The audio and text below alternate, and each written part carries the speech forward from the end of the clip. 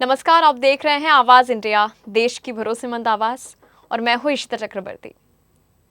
फिल्मों में अक्सर हम सुपरस्टार्स की कहानियां देखते हैं, लेकिन अब बड़े पर्दे पर आने जा रही है उस महिला की जिंदगी जिसने अपनी कला के दम पर समाज की सोच को चुनौती दी, जिसने गरीबी, भेदभाव और संघर्ष के बीच अपनी अलग पहचान बनाई और जिसे लोग आज भी तमाशा क्वीन के नाम से जानते हैं। हम बात कर रहे हैं महाराष्ट्र की मशहूर लोक कलाकार विठाबाई नारायणगावकर की, जिनकी जिंदगी पर अब बॉलीवुड अभिनेत्री श्रद्धा कपूर की फिल्म इथा आएगी।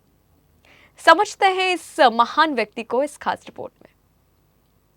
रंग बिरंगे परिधान, ढोलकी की थाप, लावणी की मोहक अदाएं और हजारों दर्शकों की तालियों के बीच ये सिर्फ मनोरंजन नहीं था, बल्कि एक ऐसी कलाकार का जुनून था जिसने महाराष्ट्र की लोक कला तमाशा को नई ऊंचाइयों तक पहुंचाया।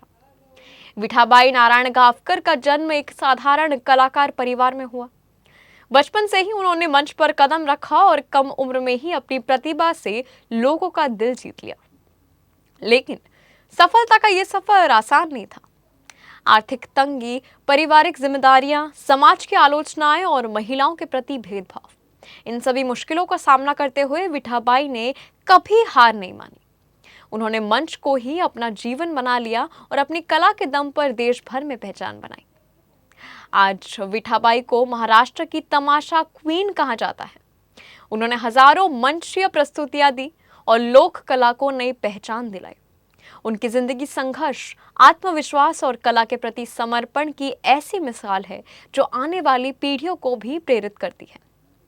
अब इसी प्रेरणादायक कहानी को बड़े पर्दे पर उतारने की तैयारी है। फिल्म इथा में अभिनेत्री श्रद्धा कपूर विठाबाई का किरदार निभाती नजर आएंगी।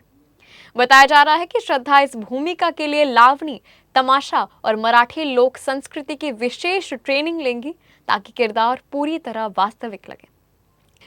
फिल्म सिर्फ एक कलाकार की कहानी नहीं होगी, बल्कि उस दौर की कहानी होगी जब महिलाओं को मंच पर सम्मान नहीं मिलता था, जब लोक कलाकारों को संघर्ष करना पड़ता था और जब कला ही उनकी सबसे बड़ी ताकत थी।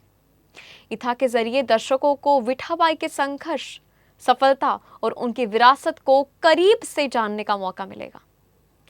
विठाबाई नारायणगावकर सिर्फ एक कलाकार नहीं थी, बल्कि भारतीय लोक संस्कृति की मजबूत पहचान थी।